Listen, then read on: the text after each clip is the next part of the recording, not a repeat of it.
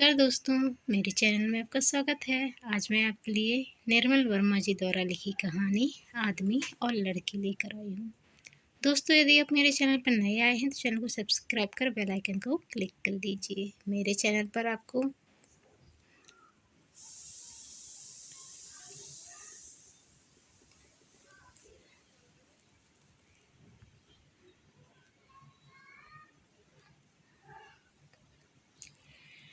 दोस्तों, यदि मेरे चैनल पर आप नए आए हैं तो चैनल को सब्सक्राइब कर बेल आइकन को क्लिक कर लीजिए। मेरे चैनल पर आपको करीब 600 कहानियाँ सुनने को मिल जाएंगी।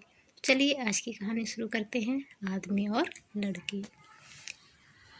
उसने दुकान का दरवाज़ा खोला तो घंटे की आवाज़ हुई, टन।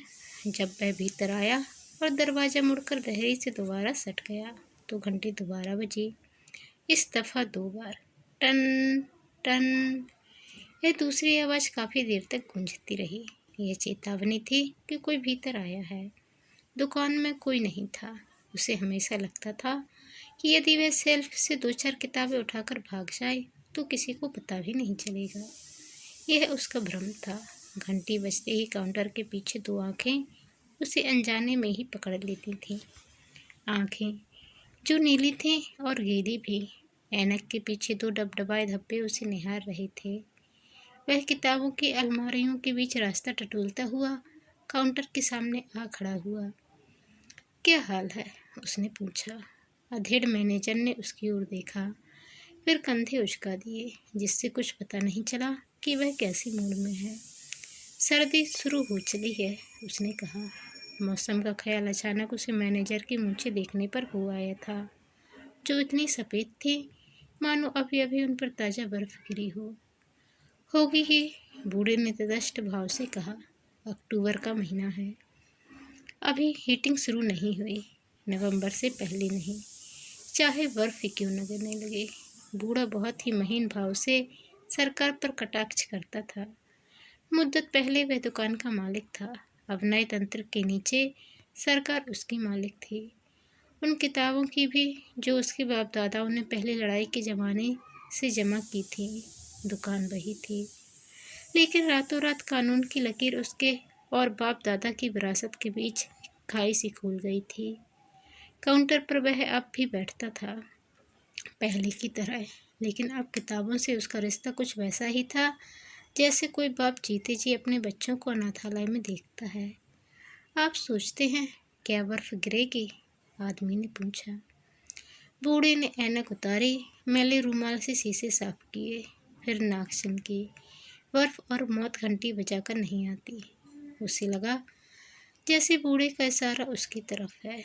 पिछले दिनों जब कभी वह दुकान की घंटी बजाता था, बूढ़े के चेहरे पर एक बेचैन सी झुंझलाहट झलक आती थी। सीधे सीधे कुछ नहीं कहता था, पर लगता था जैसे उसे सामने देखकर पिछली जिंदगी की सारी शिकायतें खुल जाती थीं। पहले लड़ाई और हिटलर, फिर कम्युनिज्म और अब वह आगे चला आया। अलमारियों के बीच किताबों पर दोपहर की ठंडी म्लान रोशनी गिर रही थी।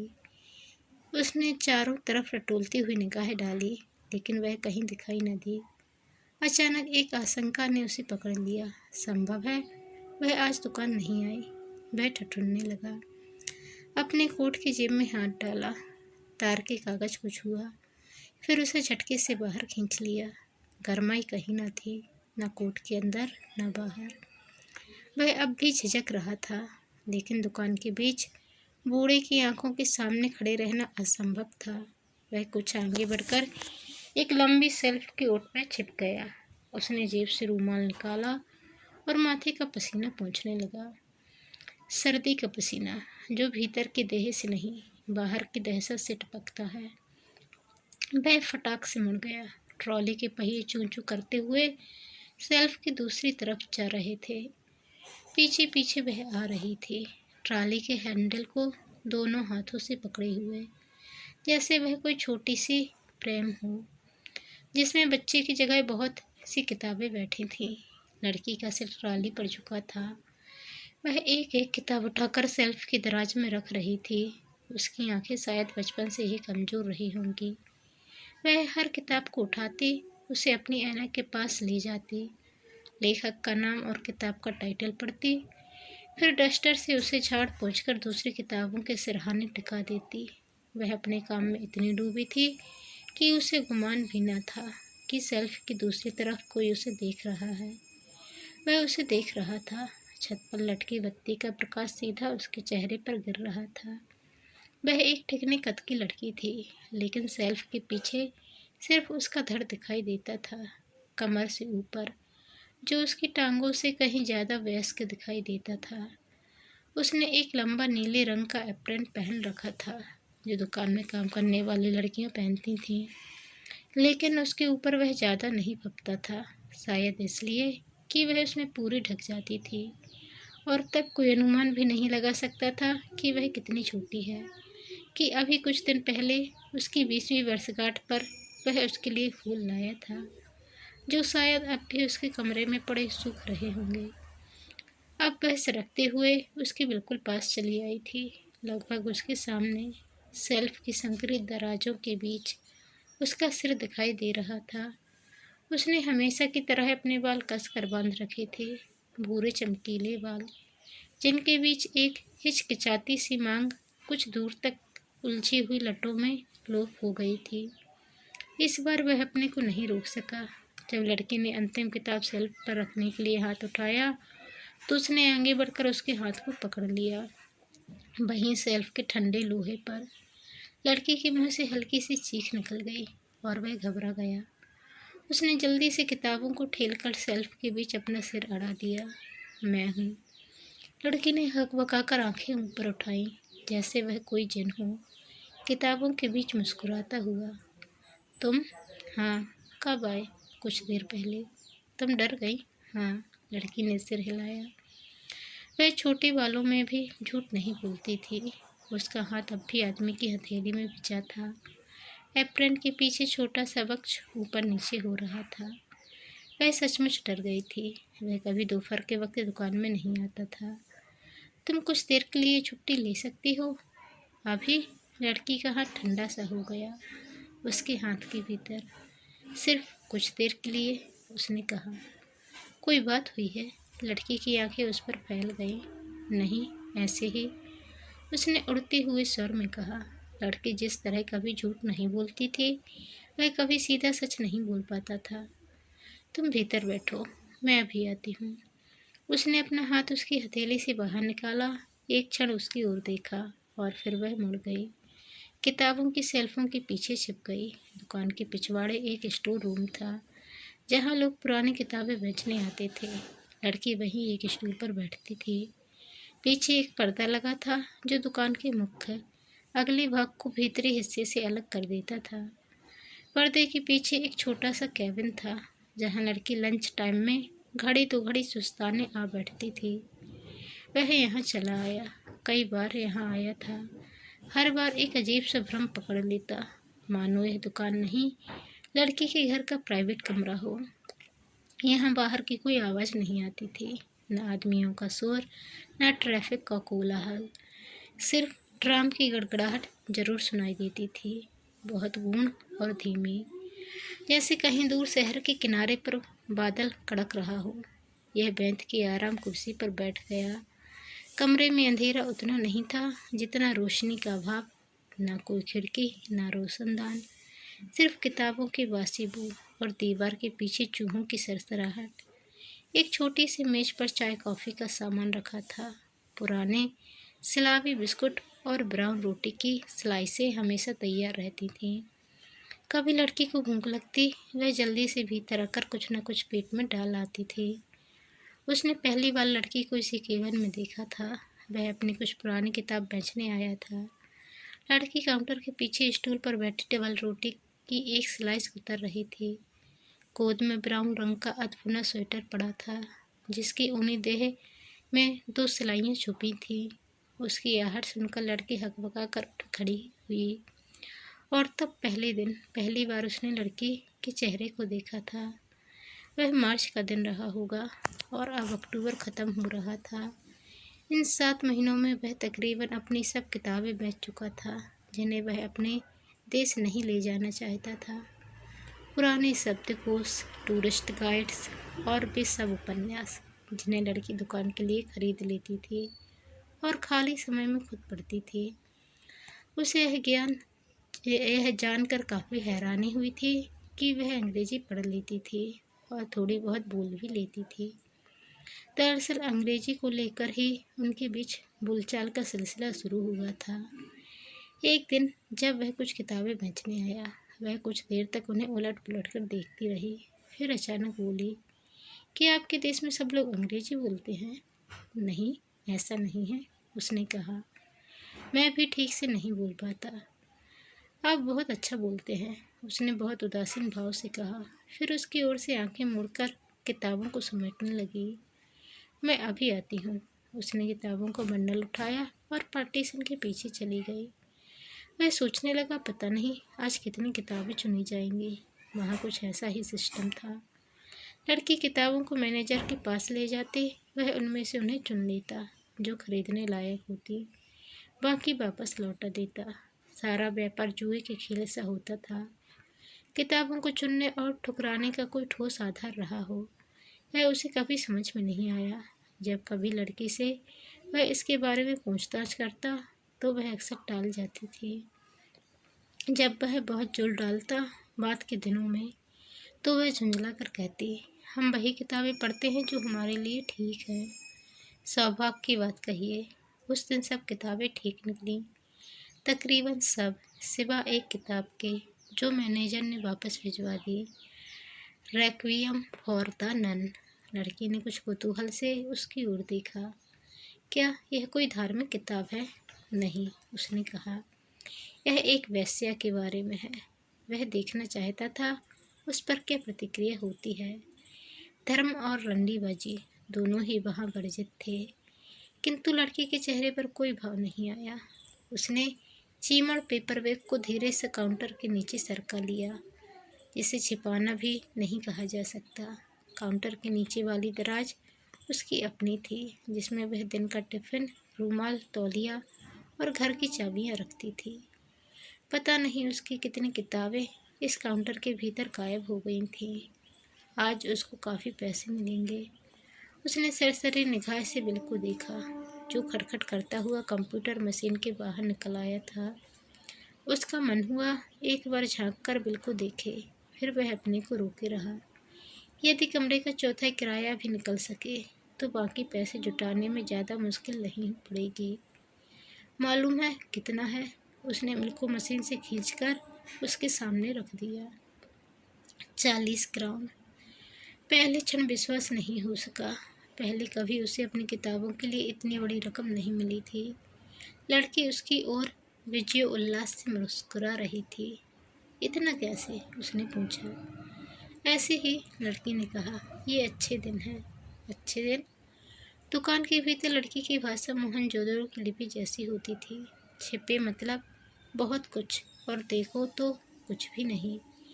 कभी कभी रात को नींद न आने पर बिस्तर पर पड़े पड़े एक कंगला वाक्य, कोई लूला लफ्ज अंधेरे में चमक जाता। लड़की के साथ चिपका हुआ। अच्छे दिन, बुरे दिन, काफ़ी बुरे दिन। सबसे बुरे दिन वे होते जब लड़की उसकी सब किताबें वापस कर देती, खेत भरी निगाहों से उसकी ओर देखती, आज कुछ भी नहीं, और वह सब किताबों को अपने डफल बैग में ठूंसकर बाहर सड़क पर आ जाता। दुकान की लंबी शीशेदार खिड़की पर एक छाया खड़ी हो जाती। वह देखती कि वह जा रहा है। वह सोचता, अगली बार कौन सी किताबें लाऊंगा जो खरीदने लायक होंगी। लड़की सोचती, कैसा आदमी है जो सिर्फ अंग्रेजी किताबों को बेचने आता है। मैनेजर सब कुछ देखता, ऊँघने लगता, सोचता, वह किताबों के लिए नहीं, लड़की से मिलने आता है। लेकिन इस उम्र में लड़की भीतर आई। वह अपना लंच का टिफिन लेकर आई थी। वह देहरी पर ठिठक गई और उसे देखने लगी। आदमी कुर्सी के सिरहाने सिर टिकाकर आंखें मूंदे बैठा था। उसके चेहरे पर एक महीन सी थकान थी, मानो उसकी नींद का फायदा उठाकर न केवल बीते हुए वर्ष बल्कि आने वाली उम्र भी उसके चेहरे पर सरक आई हो। लड़की कुछ देर चुपचाप उसके चेहरे को देखती रही। कोई और दिन होता तो आदमी का इस तरह अचानक दुकान में प्रकट हो जाना उसे अच्छा लगता, लेकिन आज उसे यह अपशगुन सा जान पड़ा। उसे प्रेतों में विश्वास नहीं था, किंतु आज जब उसने आदमी को किताबों की शेल्फ के पीछे देखा, पुराने ओवरकोट के गर्द भरे कॉलर जो काले डैनों से उसकी गर्दन पर उठे थे, तो वह अवाक से उसे देखती रही थी, जैसे आदमी के वेश में कोई दूसरा आदमी उसे ताक रहा है। दूसरा आदमी? वह धीरे से आगे बढ़ी। उसे सहलाने को मन हुआ, किंतु फिर हाथ रोक लिया। सोने दो, उसने सोचा, अभी काफ़ी समय है। दोपहर के समय कोई ग्राहक नहीं आता। वह अपना टिफिन दान खोलने लगी। ब्राउन रोटी की सैंडविच, जिसके भीतर सलामी दबी थी, एक छोटी बोतल में योगर्ट, चीज़ के क्यूब, सिरके में भीगा खीरा, यही उसका लंच था जो वह हर रोज़ अपने साथ लाती थी। अगर उसे मालूम होता कि वह भी आ रहा है, तो वह उसके लिए भी कुछ ले आती। उसने कितनी बार आदमी से कहा था कि उसे घर में खाना बनाने की ज़रूरत नहीं, दोपहर का खाना वे एक साथ दुकान में खा सकते हैं, लेकिन आदमी हर बार इनकार कर देता था, जैसे दिन की रोशनी में उससे मिलना खतरनाक हो। दिन के समय वह उससे तभी मिलता था जब कोई ऐसी ज़रूरत हो जिसे टाला न जा सके, लेकिन आज क्या ज़रूरत है? वह कल रात ही तो उससे मिली थी। वह कॉफ़ी के लिए पानी गर्म करने उठी तो देखा आदमी की आंखें खुली हैं। पता नहीं कितनी देर से वह उसकी हरकतों को देख रहा था। कुछ खाओगे? लड़की ने पूछा। आदमी ने सिर हिलाया, फिर सीधा होकर बैठ गया। आंखें सुर्ख थीं और सेब के बाद भी गालों पर पिछली रात की परछाई बिछी थी। उसने आंखें मली और बालों को पीछे समेट लिया। याद नहीं आया, वह सो गया था। सपने की एक चिंदी अब भी डोल रही थी। धीरे धीरे वह गायब हो गई और उसकी जगह लड़की दिखाई देने लगी। लड़की ने अपना एप्रन उतार दिया था। अब वह हरे रंग की स्कर्ट पहने थी, जो हमेशा उसके घुटनों तक आकर रुक जाती थी। काली नायलॉन की जुराबों के पीछे उसकी टांगों का भूलापन झांक रहा था। कमर पर काले रंग की पेटी कसी थी, बिल्कुल स्कूली लड़कियों की तरह, जिसके ऊपर भूरे रंग का ढीला ढाला कार्डिगन लटक रहा था। लड़की का चेहरा छिपा सा जान पड़ता था, लेकिन देह हमेशा खुली और उजली दिखाई देती थी। दूसरी लड़कियों से बिल्कुल उल्टी, जिनका चेहरा सार्वजनिक होता है जबकि देह बहुत प्राइवेट जान पड़ती है। पानी उबलने लगा था। अचानक भाप का झोंका उठा और लड़की झुक गई। 2 मगों में कॉफ़ी डाली और जब मुँह उठाया तो होंठ खुल से गए। पसीने की बूंदें माथे पर चमक रही थी। घर से आ रहे हो? आदमी कुछ हिचका। वह घर से आ रहा था, लेकिन सीधे नहीं। उसका हाथ जेब में गया, फिर वहीं ठिठका रहा। टेलीग्राम पर। इंस्टीट्यूट गया था, उसने कहा। पूरा कर लिया? लड़की हमेशा यही एक प्रश्न पूछती थी। नहीं, एडवांस मांगने गया था, उसने कहा। कितने पेज करने हैं? आखिरी चैप्टर बचा है, बाकी सब टाइप करना है। क्या वे टाइप भी नहीं करवा सकते? लड़की ने कुछ झुंझला कर कहा। एक ही अंग्रेजी टाइपिस्ट है और वह छुट्टी पर गया है।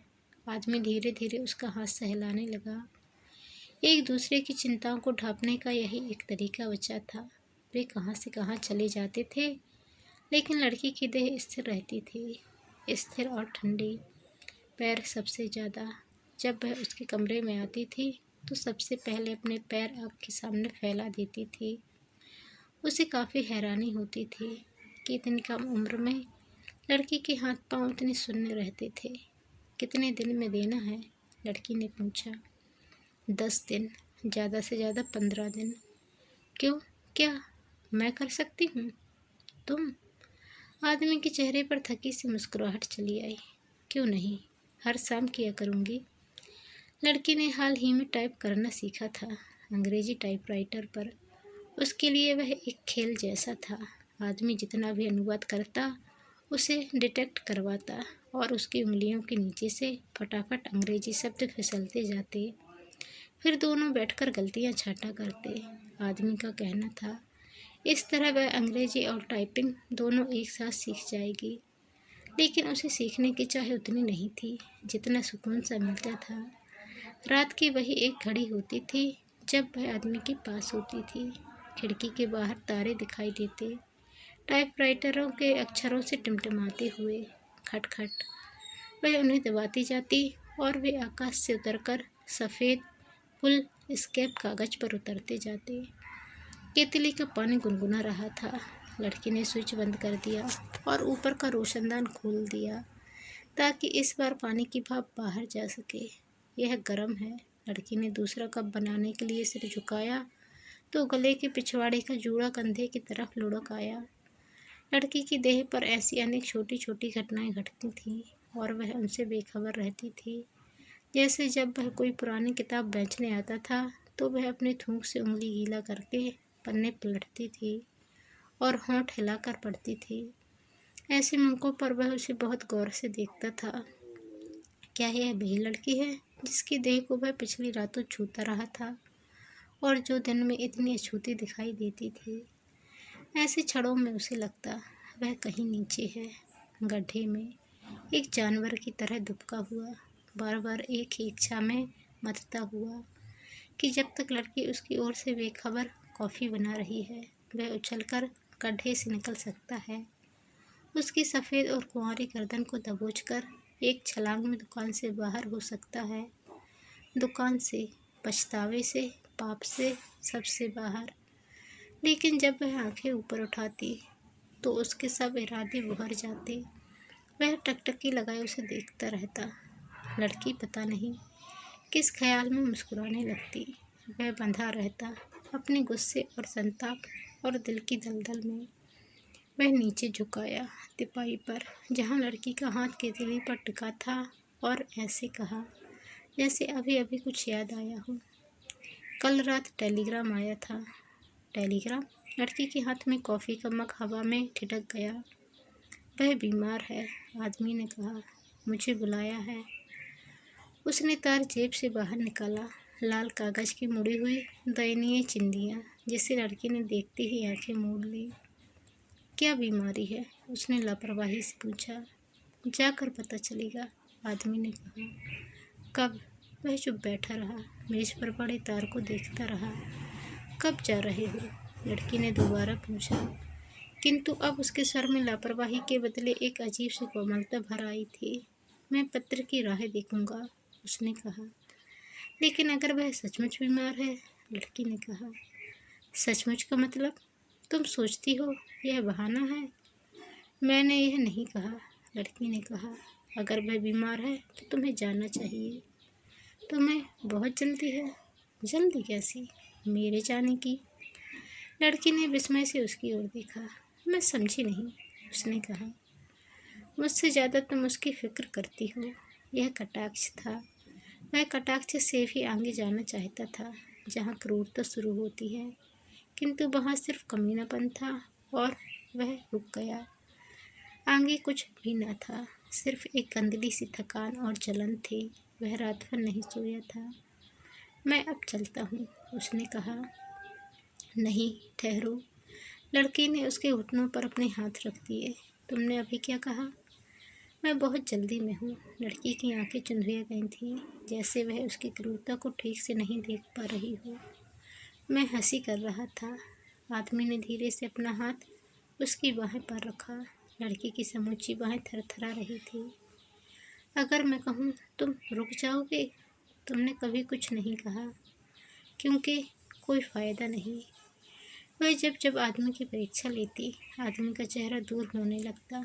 उसकी जगह अपना पाप दिखाई देने लगता, जो उससे वैसे ही प्रश्न पूछने लगता जिन्हें वह आदमी से पूछती थी। यह चक्कर था, पाप का चक्कर, जिसका कोई अंत नहीं था। क्या वह अक्सर बीमार रहती है? उसने पूछा।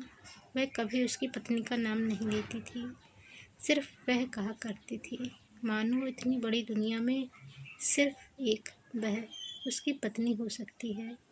उसे खुशी थी। उसने उसे कभी नहीं देखा था। वह दूसरे शहर में थी और उसने वह शहर भी कभी नहीं देखा था। आदमी चुपचाप लड़की को देखता रहा। लड़की के पीछे खिड़की थी और खिड़की के परे छतें, जहाँ उगती धूप की सफ़ेद थिंगलियाँ निकल आई थीं। कल रात मुझे एक सपना आया, उसने कहा। कैसा सपना? इससे आगे की कहानी नेक्स्ट पार्ट में।